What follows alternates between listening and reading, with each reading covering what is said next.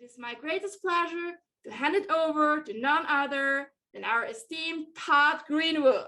Please take on the floor. Thank you so much, Sue. Wow, what a fantastic introduction. Wonder who wrote that. Feel a little embarrassed having written all that, but it's 100% true. It is. I've been a member of Toastmasters since the year 2000. It's been a very, very important part of my life. It's transformed my life in ways that were unimaginable when I started 23 years ago. And in fact, one of the things even before I'll start, one of the things that has been one of the proudest achievements for me is having started a long-running youth leadership program. Each year we have about 250 kids who join this program. We must have been doing it now for about 15 or more years. And that's been just a wonderful way of really transforming the lives of young people. So if you have an opportunity to do that in your own communities, that's wonderful. First of all, it is a real pleasure to be here. Thank you so much, Sue. Sue saw me do this workshop, I'm going to say about 5 months ago now, and invited me to come and present it for the Contest Mastery group. So what a distinct pleasure to do this. It really is. I'm glad that everyone has received the handout. And the handout there are two handouts, one that we're going to be using today because this is a hands-on workshop. You do need not only that handout and print it out if you have a printer nearby, but also a pen, and so that you'll be able to use that. Let me start by asking a question, and again, you can put it in the chat. What storytelling workshops or storytelling events have folks on this group, been involved with? As Sue mentioned, I've been involved with the Moth. I've been involved with a number of different groups, and that they have been very inspirational to me. Just throw it in the chat. So I see none. That's a good start. But the Moth, very good. Writers Studio, and others. Yeah, very good. Just me and my two daughters. Wonderful. So there are a multitude of storytelling groups, events, experiences, open mics in every single neighborhood around the country, and I would venture to say North America and beyond. Why has storytelling become such a huge part of, I would say, our culture now? Part of it is indeed the Moth. I mean, the Moth came to be a thing back around 20 years ago. For those Minnesotans in the house, I mean, we can't forget Garrison Keillor. And Garrison Keillor really brought storytelling alive in a new way and brought it back to a generation and really saw the value of storytelling in a new way. This American Life. This American Life is a program on public radio. Long running storytelling group, and a fantastic resource for those who are interested in knowing what really great storytelling is. You can take a look at that.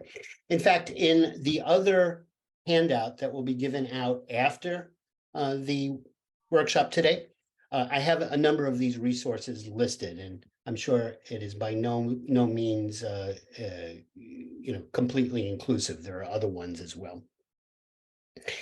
Storytelling has moved into the mainstream, right? I mean, how many of us, are in work, and in work, storytelling has become sort of part of the corporate culture. I know I work days as a consultant for a large multinational company. We work in healthcare, and one of the key things that is talked about is bringing story to our clients, bringing story into the discussions with our colleagues. And why? One of the reasons why is because story, of course, allows us to be more human. And if there's one thing that we need in this world of chat GPT and technology, it's ways to really bring our humanity front and center. So it's a very exciting time to not only express yourselves, build your skills as storytellers, but really, in some ways, transform your communities with storytelling. And that's one of the things that I've imparted with the kids that I've worked with other groups that I've done, and I've really seen the benefits of that. Let me ask everyone to think. I'm assuming here most of the folks that are on this chat today are Toastmasters. Let me ask a provocative and interesting question. What in your mind is the difference between a story and a speech? A story and a speech. Give you a couple of seconds to think about it. And what I would ask, again, I'm looking for this to be as interactive as possible, and we're all in different places, and we have the chat. So let's start with a speech. And I'm looking for maybe 2 or 3 words.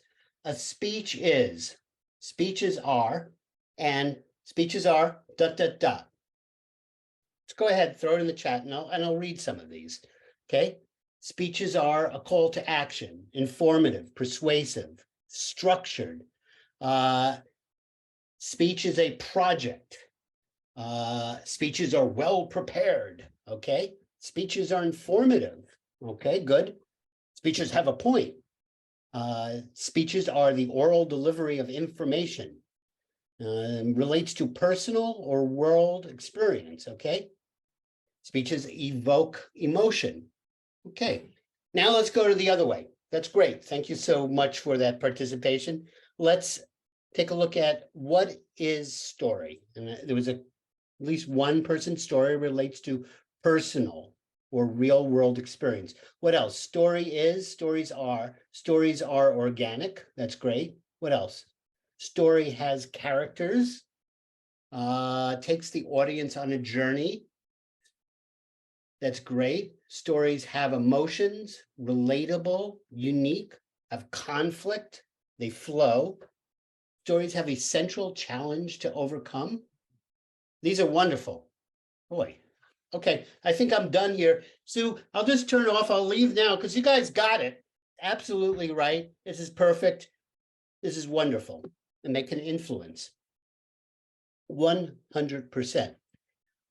It's interesting because, of course, in Toastmasters, we have storytelling projects, we have a storytelling pathway, and yet I would submit that a lot of times storytelling is not really taught in a well-structured way, if you can do well-structured stories in Toastmasters. So what we're going to do tonight is present sort of a simple formula for storytelling. It's not the only formula by any means, but it is a formula. To me, if I was to answer that question of what is the difference between speeches and stories, a story is about the journey. A story is about the journey, and maybe a speech is more about the destination. I'm not saying that's the only way of thinking about it, but maybe it's a simple way of thinking about it. You know, if a speech does not have a point, if a speech doesn't have a takeaway, we feel ripped off as the audience, no? Whereas stories are about many times the journeys. And I have the best stories I've heard many times on places like American, I'm just losing the name of it, are much more about the journey. They're much more about the experience that someone had than they are about, well, what it meant to them. Again, there is no right answer or wrong answer, but it's certainly one way to think about it. To me, stories are very much about emotions. They're about something personal. They're about allowing us to to say something that might even be a little uncomfortable, allowing our humanity to come out in ways that we don't normally have that opportunity. And to do that, I would submit that when you're telling a story, you need to take a leap of faith. A good story often has a leap of faith involved with it. What I'm going to do now, and we have a little bit of time here, and I think I am on time, is I'm going to talk about what I would call sort of the storytelling fundamentals. Again, this is a rubric, a way of thinking about story that, perhaps, hopefully, is useful to us.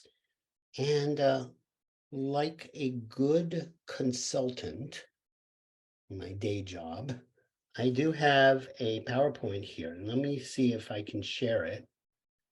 And it will provide.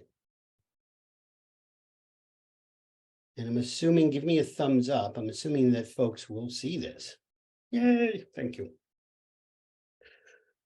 So here it is. 8 steps. And as I said, this structure is one that we can use to simplify what happens in a story. So, how many people have heard of this expression, in media res? Yeah. It sounds fancy, but what it means is that starting in the middle of the action. Many times when we're watching film, we're watching a film and we're dropped in to a situation. We don't know where we are in that film, but it grabs our attention. Sometimes what the filmmaker will do is actually bring us forward into the story and then move us back as a way to start bringing in context.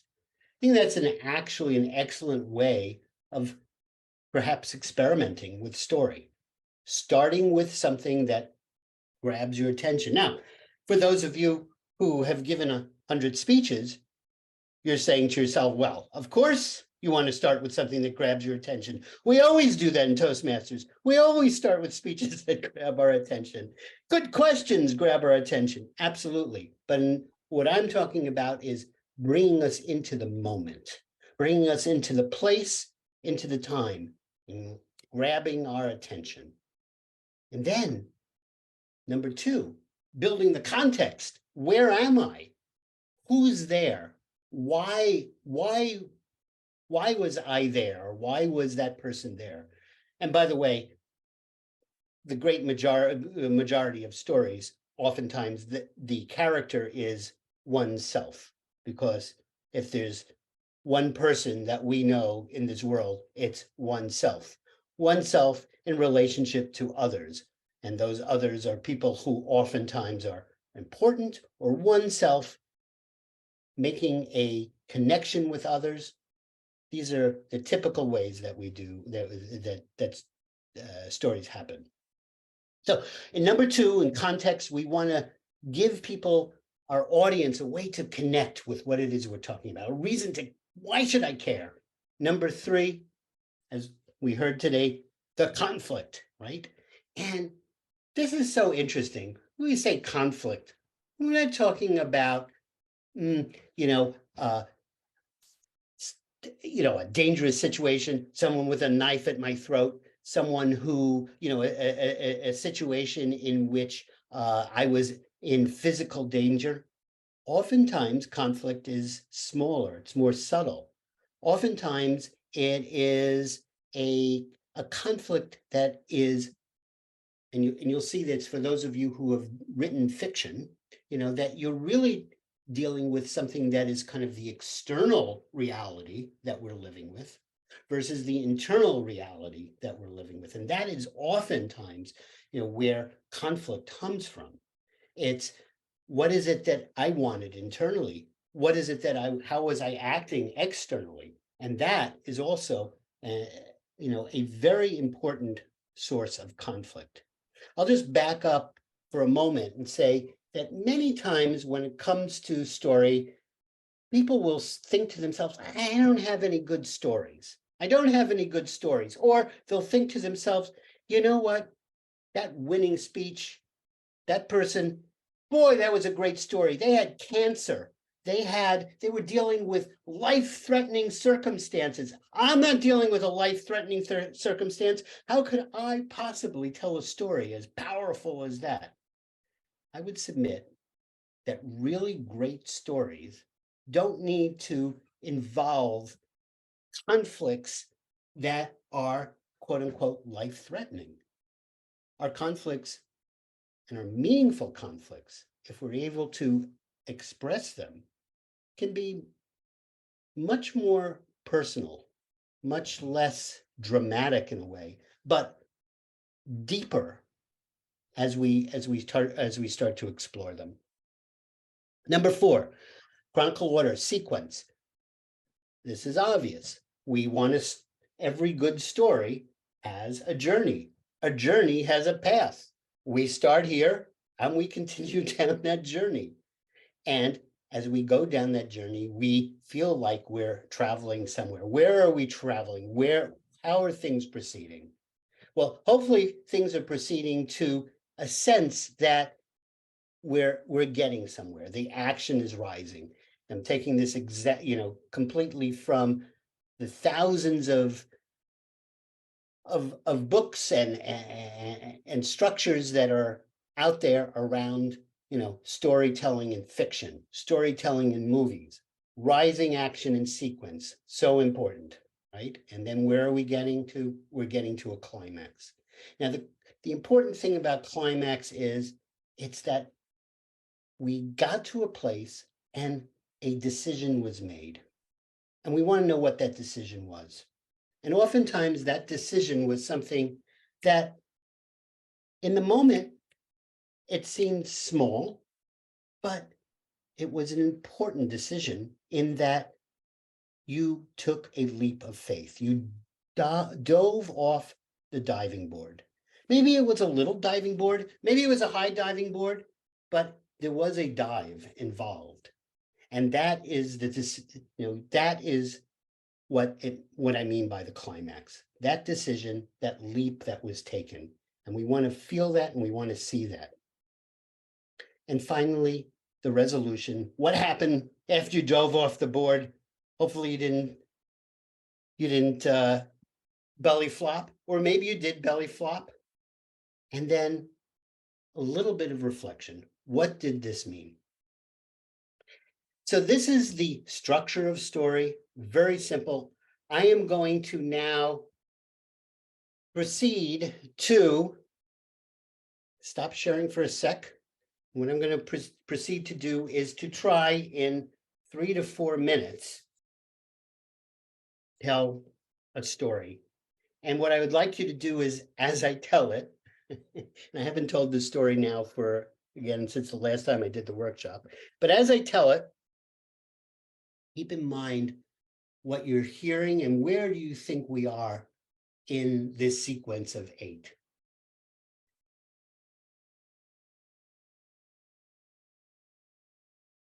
I imagined I was at Radio City.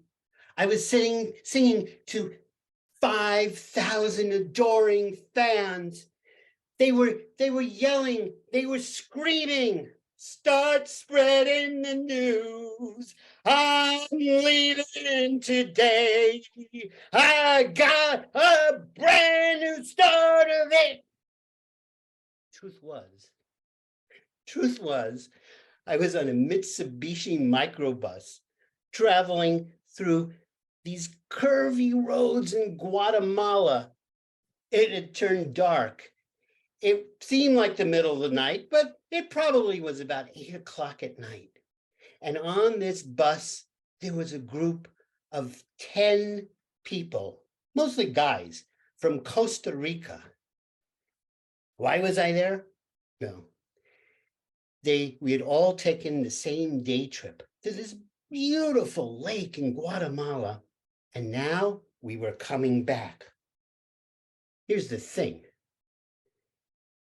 I had all of 7 days of Spanish under my belt, and the Duolingo hadn't really kicked in yet. Everyone on the bus was singing. Of course, they were singing in Spanish. MS Banda and Shakira, and I mean, songs that I just was not familiar with at all at the time.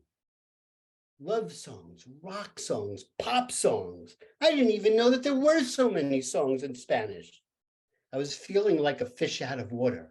Each person on the bus started and was continuing to sing a song in Spanish. I didn't know any of them. I love singing, and I love being part of any group that's singing. As it was coming around, one of the guys in the front seat in front of me was saying, "Where are you from?" "Ah, United States." "Gringo." Nueva York. I knew how to say that in Spanish. "Ah, New Yorker." It was coming around to me. It was going to be my turn to sing a song. What would I sing? Guys in front of the seat said, "Come on, New York, it's your turn. Go ahead." I needed to think, what would everyone know? I thought that back to my days in karaoke, and suddenly it came back to me. Oh, Blue Eyes. Everyone knew that. Came around and I started to belt it out. Start spreading the news. Everyone started cheering. It seemed like they knew it. They started singing along with me. New York, New York. At the end, they all cheered. I suddenly felt less lonely, less disconnected from these 10 people from Costa Rica on the bus, even though they spoke a language that was completely different than me. I realized that in some ways, no matter where I was in the world, if I brought a little of New York with me, a little Sinatra, I'd never feel alone. Thanks. So I'm not sure if there was a timer or someone who timed me, but okay, 4 minutes. Very good. Thank you. Was that 5 minutes, 4 minutes, whatever it was? It was within the time limit that I had expected. I'm going to go through and we can very quickly cover off what the parts of the story were, but I'm assuming that everyone here followed along and said, "Oh yeah, he's at that point, he's at this point, he's at this point." So back to my PowerPoint and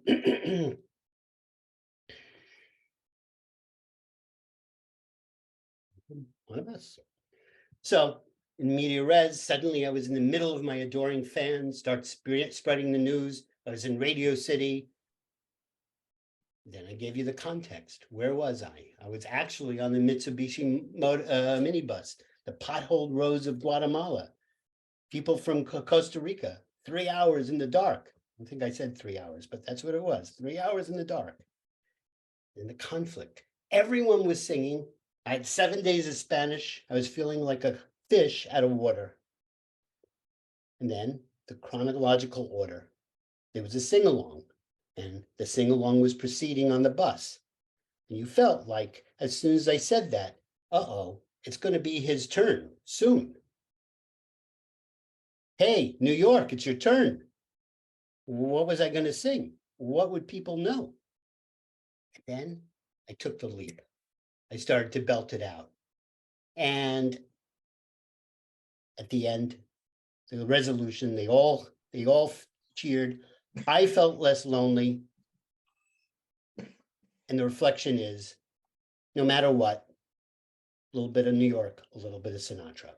So that's the story. Now we're going to, and I'm going to take a look at my time here. My goodness, we're already half hour.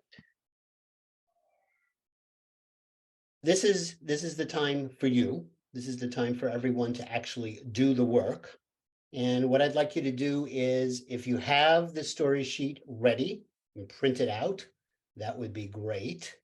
If you don't, and you have a sheet of paper handy, go ahead and grab a sheet of paper.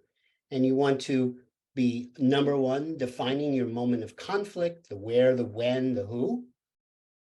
Then you're going to write your conflict statement. I needed something, but what was in the way? And then finally, where would you start? So this is what we want to do. And what I would invite everyone to do is to be thinking silently. And I'm going to actually put on my own little timer here. We'll give ourselves, let's say, 90 seconds. 90 seconds seems like an eternity when we're all sitting around the Zoom campfire. But let's go ahead and do 90 seconds. And what I'd like you to do in those 90 seconds is start with the conflict. And how do you get there? It's a creative act.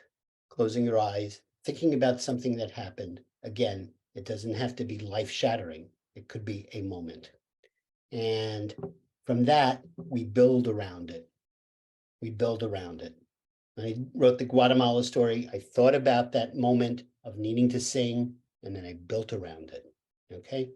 So with that, I'm going to shut up and give us, as I said, 90 seconds. Think about your conflict. Okay. That's probably good. Of course, this is just the beginning. The intention is not to write an entire story tonight or an entire speech by any means, but hopefully there's something here, a kernel of something that you could actually take back to your club, take back to your family and work on and provide a real story. I like this. I just picked this up in my notes. Story includes reflection, gives us insight into what this story can mean to us. But the point of the story is the journey. And we generally receive impact from the implicit meaning, not the explicit. If I didn't say it before, I'll say it now. So perhaps you've written down some of these. And what I would invite is for folks who have their hands up. And I see already Rocky has his hand up, but or is that your hand for the timer, Rocky? Okay. But for folks who want to share, go ahead and share whatever you wrote, your conflict statement, perhaps the moment of conflict and where you would start. And yeah, let's go ahead and almost like a table topics, we can keep this to a minute a person, and that way we have hopefully enough time to go through as many people as we can. Jim, vocal Jim. Jim, what do you have for us? I needed to be a confident and loving father, but I had spent 11 years feeling like I was just faking it. Wow. And let me ask, do you have a sense of where you would start? Where would you drop us into that? Yeah, it's a speech I'm actually putting together, so I have thought about this a little bit. It's by a raging stream near Mount McKinley, right before my son almost dies there. Wow. Powerful stuff. Thank you so much. That's great. I think it's Earl. Is that right? Yeah, thank you. So my story is about the time when I hit a 12-year-old boy with my car. It was totally his fault. And later, I was talking with the insurance agent. We went back to the scene to revisit what happened. He wanted, because the boy's mom was suing the insurance company and me. And I said, I really like to go and see this boy and visit him and tell him and see how he's doing, just to know that he's okay. And the insurance agent said, no, absolutely not. Make no contact with this family at all. And to this day, I have no idea if the boy was seriously injured or what happened. And it's been weighing on me for over 25 years. Wow. So that's my story. And where I would start with the moment I hit the boy, when he splashed against my windshield and bounced 20 feet in front of my car. So that's my story. Wow, that's enormously powerful. I'm going to call on Wilhelm. Thank you. Conflict statement: drown in the angry river or be killed by a big black bull. Wow. Where did it happen? Close to a river. Who was there? My cousins. When? 20 years ago. What I needed to get away from the bull. Great, wonderful, wonderful. That's great. Sounds like a very powerful story. Who else has something they want to share? I see a couple more hands up. Do not be shy, but I'm going to ask Rocky, our timer.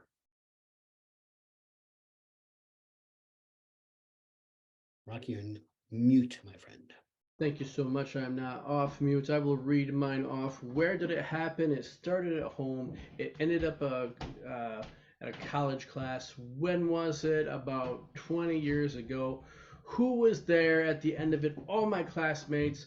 What I needed to get out of there fast. And I wanted to get out of there fast because I was super embarrassed. What I believed, was afraid of was that everyone in the room would smell the cat pee that was all over the front of my shirt. That's great. You know, it's a great example of the inner conflict versus the external conflict, right? I mean, there's the external conflict of they're going to be afraid, and the internal conflict of just your embarrassment, and it's a wonderful, wonderful example. Arlene. Thank you. I needed a nap. I had been at an ultra unhinged aquafit class in the morning.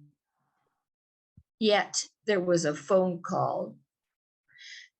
And then I needed to wipe up a puddle of water on the laminate floor because the window was open and we had a thunderstorm. And where would you drop us into this? Pardon? Where would you start it? Where the in media res, where would you start the story? I think I would start with pelting rain, gale force wind pushing water onto the laminate floor, a puddle. That would grab me. That's wonderful. All I wanted was a nap. And then the phone rang, then the phone. That's lovely. It's lovely. And we have Padma. Padma, please.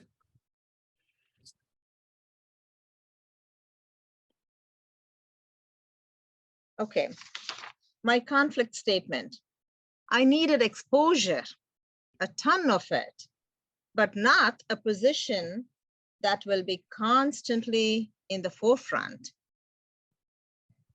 I was struggling on how to keep up with how to hide my shyness, but still be in the forefront, still get some name and fame. And the defining moments, when did it happen? This happened in the 90s, in the college where I was teaching, where they were debating who would head the cultural club. Mm-hmm. And why did I fear most? What I needed was, I prayed that I don't get called for this, leading the cultural head position.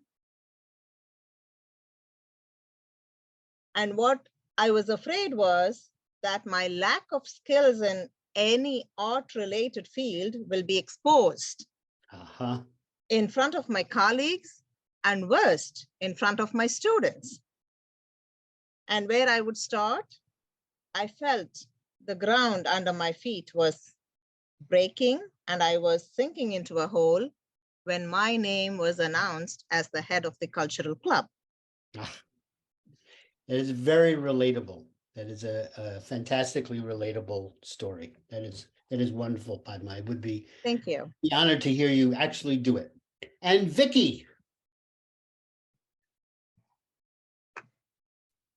So where did it happen? I was spinning in circles in the dark on a snowmobile up north in a frozen lake. I had about 20 minutes of experience riding a snowmobile. There was water. I was afraid I was going to fall through. And as I spun in circles, I was screaming in a helmet. No one could hear my screams. When it was in the middle of January, it was cold, but not so cold that water hadn't pooled on top of the lake. Who was there? No one, but my boyfriend was up ahead of me. And what I needed help. And what did I believe? I believe I was going to die. I was going to die. This snowmobile was going in circles and I couldn't stop it. But then I realized no one heard my screams. No one was coming to save me. So I stopped. Now, Again, I mean, extraordinarily dramatic, believable, and you know, and relatable. What a great story. thank you.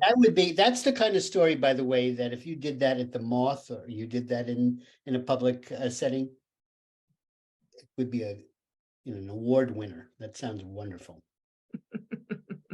Absolutely wonderful. One more, perhaps. Otherwise, we shall close this off. One more person, one more brave contest mastery soul. No? Okay.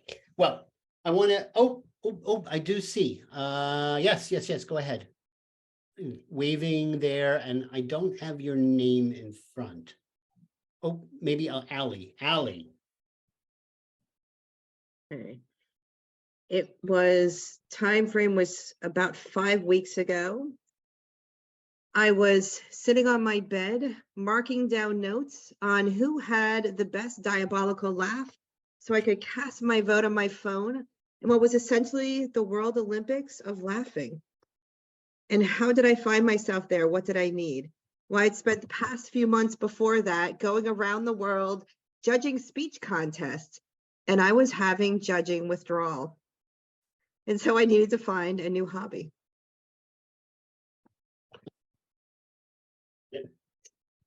It's just hysterical to think about the world championship of laughing.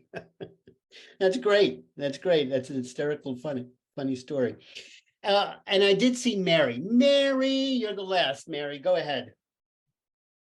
Riding the world's largest roller coaster in the world would be no comparison to putting a house up for sale the first part of May, packing 47 years of materials, including every paper from Toastmasters or my missionary league, finding someone who would transport my husband's railroad track, built especially for him, displaying the railroad magazine, putting in a semi-trailer on an exit ramp that had military equipment above it as it was packed in a blanket and transported down to Arkansas. Purchasing a home on scene only by pictures on a camera, ending up in a town which is the world's largest entertainment center in the United States, in Branson. You got the characters? I'll take the story from there. Okay. Very good. Well, I want to say thank you again. Obviously, as Toastmasters, we have the skills. We have the skills to get up in front of a group. We have the skills to communicate, to use our hands, to use our gestures, to entertain. And I would submit that we also have the skills to tell story. And story, again, it's a cousin to speech. But in many ways, it's a more powerful cousin. and one that we can reach a larger audience. So we would invite every single person in the Contest Mastery group and beyond to go ahead, find an opportunity to tell a story, whether it's at an open mic, whether it's in an event, and just be playful, because that's what we love to do as Toastmasters. We love to play. Again, many, many thanks, and I will hand it back to you, Sue. Wonderful. Thank you so much, Todd. That was simply amazing. And I would love to open it up now for a Q&A session. So please raise your hand if there is any burning question that you have to ask Todd. Use this great opportunity. He is still here. So any question, just raise your hand so I can call each and every one of you. Who's going to be the first? Wilhelm, go ahead. Sure. Todd, thank you so much. I learned so much about storytelling, and I will surely take notes and use some of your great tips. A question that I have is, where do you find stories? Because sometimes I feel like I go into that well of story and then I'm drained. Yeah, no, it's a good question. I mean, for me, obviously this is the character right here. Oftentimes there's stories that take me back to my adolescence. For whatever reason, adolescence seems to be a particularly trying time that is filled with all kinds of great opportunities for story. I also go to my children. I have 2 adult children, and the challenges of parenting are also a great sort of thematic area, which is ripe with story. Wonderful. Thank you so much, Todd. Now see, Padma has raised her hand. Please raise your question. Yes, thank you very much for giving me the opportunity. And thank you, Todd, for this wonderful workshop. Sure. My question on storytelling is, when we use a personal story, yes, we can tell us the chronological order and who and when it happened. When we borrow a story, or when we have heard it from somebody and we don't know who said it and other things, or the checking of it for the truthfulness of that, how do we present that in our storytelling, saying that, okay, we heard it from my grandmother or from my grandfather or somebody who did not, who don't know how it came from and other things? How do you weave that into your speech? Mm-hmm. Yeah, it's a good question. I think that we need to find the authenticity in everything that we do, right? So if it's something that we're not comfortable with in terms of the authenticity of the content, then we should probably pick something else. If it's something that we feel is that we feel we don't have a kind of an emotional connection to, we probably should pick something else.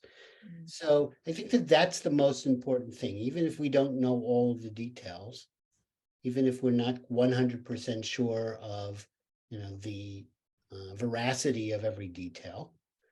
What's really important is that what we're presenting is something that is emotionally true to ourselves. Thank you. Thank you very much. And I see Bill has raised her hand. Bill, please go ahead. It's actually Jackie. I thought so.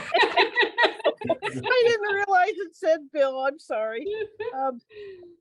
I'm helping somebody prepare for a TEDx talk. How would, or what additions would you add for storytelling in a TEDx talk, or what would you change from your story structure? Yeah, no, that's great. I've never done a TEDx talk, but I've certainly seen a lot of them. And obviously what good TEDx talks do is they contain story, right? It's surrounded story, it's surround around story.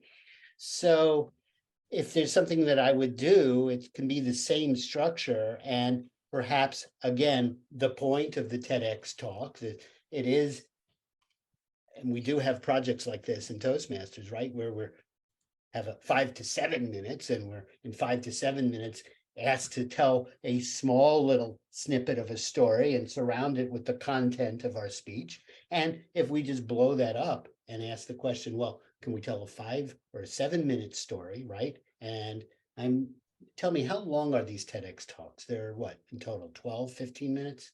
Yes. Yeah, right, 12, 15 minutes. So, there's story that you want to start off with, right? Then you want to go to content, and maybe you want to tell another story. There's, the same structure, I think, is relevant, but is an opportunity, given the amount of time, to be playful. Thank you. Sure. Awesome. Thank you very much. And Jay, what's your question? Todd, as you guessed by our club name, a lot of our members spend time looking at speech contests or contest speeches. One of the biggest challenges that I seem to have is okay, so I have a story that I really like and I really want to tell. Now, how do I embed that into the speech with the message at the end that I want? And I see a lot of contest speeches that they tell the great story and then kind of make a 90-degree right turn to a message at the end that doesn't seem to quite work.